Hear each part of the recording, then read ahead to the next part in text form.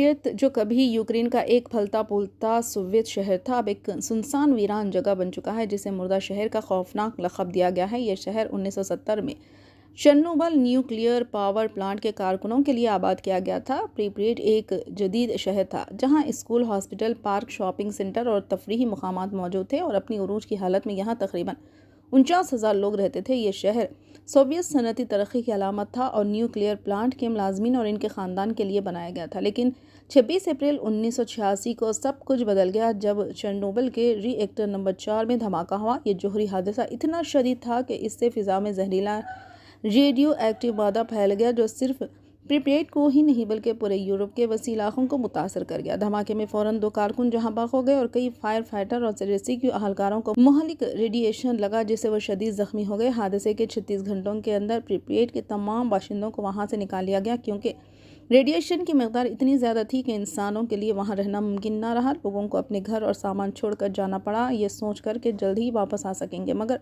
ऐसा कभी नहीं हुआ। तब से प्रिप्यत मुकम्मल तौर पर वीरान है और चेर्नोबिल एक्सक्लूजन जोन के अंदर कैद है। आज प्रिप्यत एक भूत बन गया है। कुदरत ने यहाँ अपना कब्जा जमा लिया।